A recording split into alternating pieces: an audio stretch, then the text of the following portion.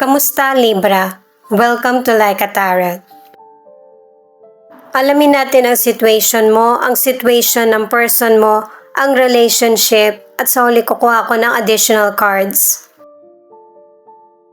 Dahil sa connected ka sa person mo, ikaw na lang bahala magpalit kahit nahawak ko na yung situation na card mo. Angels and guides, please guide us. Ano ang reading para sa mga Libra? Cosmic Power. Base sa booklet, nasa tamang direksyon ka ng buhay mo. Kaya, i-release mo yung takot na nararamdaman para mailabas yung totoong potential mo, kaalaman at power. Para sa mga bagong viewers, ang reading na ito ay timeless reading, general reading at guide po lamang. Hindi po magre-resonate sa lahat kaya kunin mo lang yung akma sa sitwasyon mo. At kung kailan mo napanood ang reading na ito, yon ang start ng 1 week reading para sa iyo. Ikaw na bahala magpalit kung si person mo ito o ikaw. Tatlo agad yung ipinakita ng cards mo. Para sa situation mo, 5 of Cups, Ace of Cups, at King of Swords. Itong mga cards may pinapakita na mayroong sitwasyon sa buhay mo na nakapagpalungkot sa'yo. Heartbroken ka. Pero hindi mo kailangan mag-alala kasi kung sa pagmamahal lang, meron namang darating na bagong simula sa iyo. Hindi lang naman patungkol sa love, kundi sa mga bagay na gusto mong gawin. At saka marami pa ring taong magpapahalaga sa iyo, lalo na yung bagong darating. Bagong simula ito. Hindi lang naman patungkol sa love, kundi sa career, sa marriage, sa bagong makakarelasyon or baby.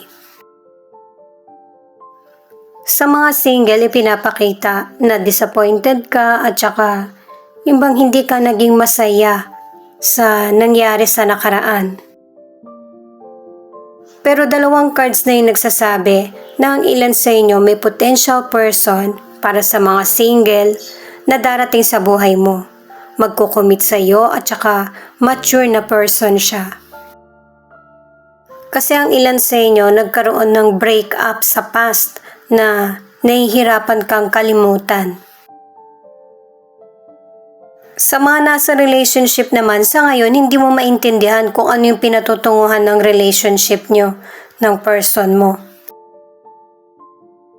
Pero ang advice ng mga cards, yung mga nangyayaring problem sa relasyon nyo, yan yung magiging daan para mas lalo nyong makilala ang isa't isa.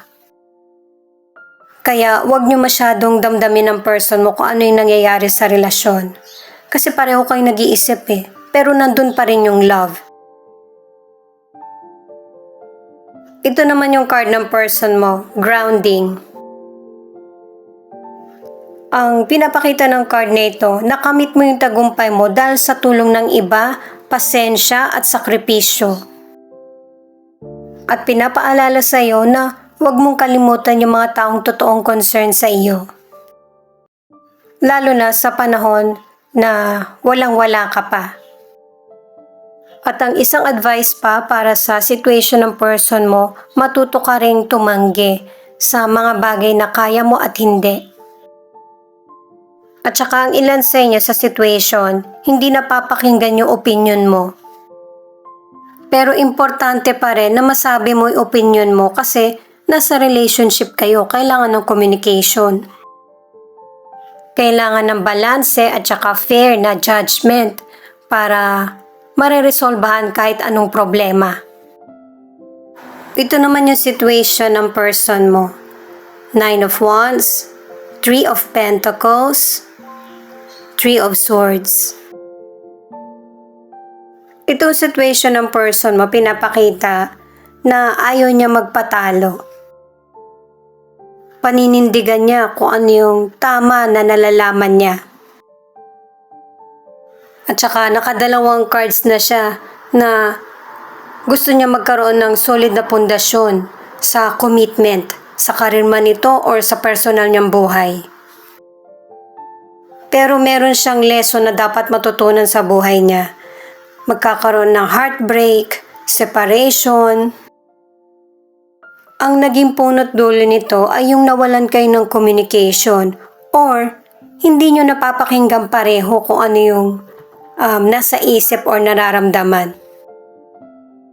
At saka ang advice ng cards sa situation ng person mo ay huwag siyang magsalita or magdesisyon kapag galit. Sa mga nasa relationship ay merong panlilinlang, betrayal, argumento, at saka yung pagtatalo na maliit lang sana pero lumaki. Iwasan na magkaroon ng pisikalan kapag nagtatalo at saka kailangan maging kalma at patient.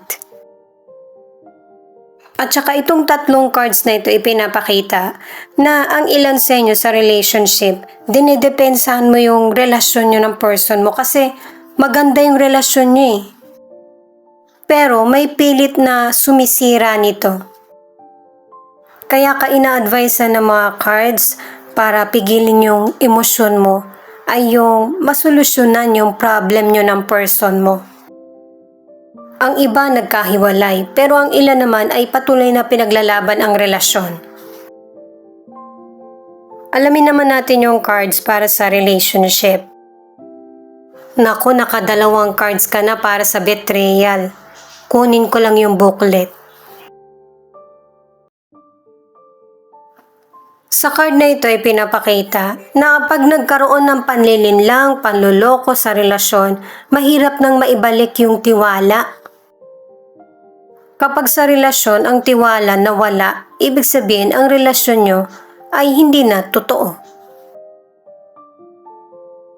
Sa mga single naman, ang advice ng mga cards, kung gusto mo ng relasyon, kailangan mong makipagsabayan sa mga karibal mo. Ang ilan sa inyo na single, may posibilidad na yung taong gusto mo ay yung nakakasama mo or nakikita madalas.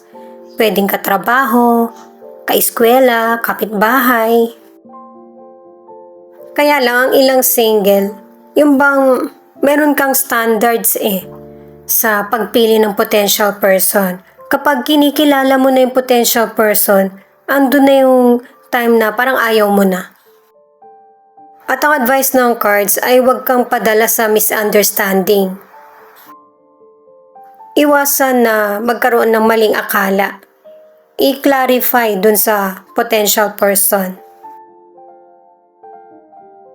Ito naman yung mga cards mo para sa relationship. Unahin natin yung career. Two of Wands, the Hermit in reverse, Temperance. Sa career or business, maganda yung nagiging progress. Pwedeng nagpapadala ka ng goods sa ibang lugar or ibang bansa. Ang ilan naman sa inyo ay sa ibang bansa ka or ibang lugar ka nagtatrabaho. At ang advice ng mga cards para mas lalong mag-grow at magkaroon ng improvement ang career mo, kailangan din ang opinion ng iba. Kailangan ng teamwork. Kasi yun yung mas lalong magpapatatag sa relasyon mo sa mga katrabaho or sa mga kanegosyo. Sa financial, dalawang cards yung nagsasabi na positive, maganda yung nagiging takbo, pero wag kang magpakakampante. Kumbaga, kailangan ng moderation o kaya yung pagkontrol sa financial. Sa kalusugan, ang ilang Libra ay okay naman kasi dalawang cards na yung nagsasabi niyan. At para may pagpatuloy mo yung maayos na kalusugan, ay ipagpatuloy yung tamang diet at saka pag-i-exercise. Sa mga single, nakadalawang cards ka na hindi mo kailangan maghintay sa person na makakaunawa sa'yo or person na magmamahal sa'yo. Kailangan din ng pagkilos para makarelate ka rin sa kung ano yung nangyayari sa buhay ng iba or feelings. Sa mga nasa relationship, dalawang cards na yung nagsasabi na kahit nagkakaroon kayo ng problema ng person mo, kailangan pa rin na magkaroon ng communication. Kasi dalawang cards ulit yung nagsasabi na kailangan ng understanding at saka yung connection nyo kailangan maibalik. Kasi sa relationship yun ng person mo, habang tumatagal yung problema, mas lalong nagiging malabo yung solusyon. Kaya kailangan nyo pa rin ng connection na dalawa. Na-focus na ako sa cards mo. Ito nga pala yung Ace of Pentacles na additional card. Ibig sabihin, sa financial, magkakaroon ng stability. At saka pinapakitang magpapatuloy ang tagumpay sa buhay mo, lalo na sa financial. Nakadalawang cards ka na may mga oportunidad, bagong simula, at saka yung swerte, panig sa iyo. Itong The Hierophant naman, ang ilan sa inyo, sa future, magpapakasal ka. O kaya ang ilan sa inyo may pupuntahan kang wedding. Maraming exciting na magaganap sa buhay mo. Magiging happy ka at saka magkakaroon ng bagong relasyon. Kasi ang ilan sa inyo nakipaghiwalay na, ang iba naman ay single na may bagong relasyon na darating.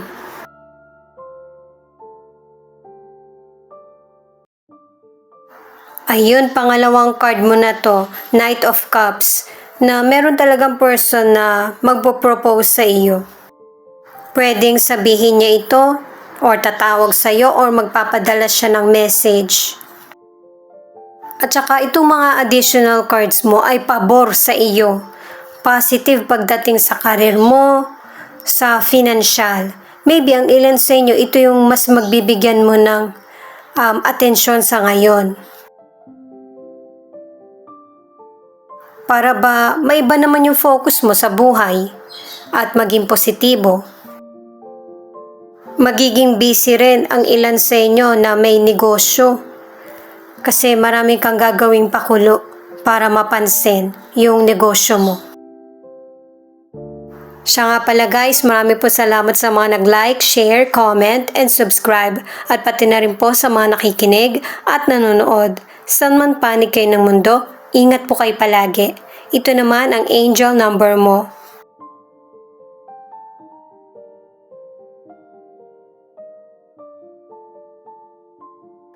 Two. You have no idea the size of blessing that is coming your way. For being so consistent, it is literally your time to receive it. Type 222 if you need this.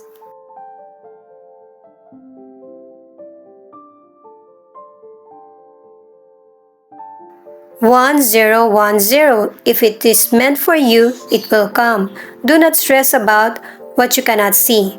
What is yours will always find its way to you. Type 1010 if you're ready. 3. Encouragement.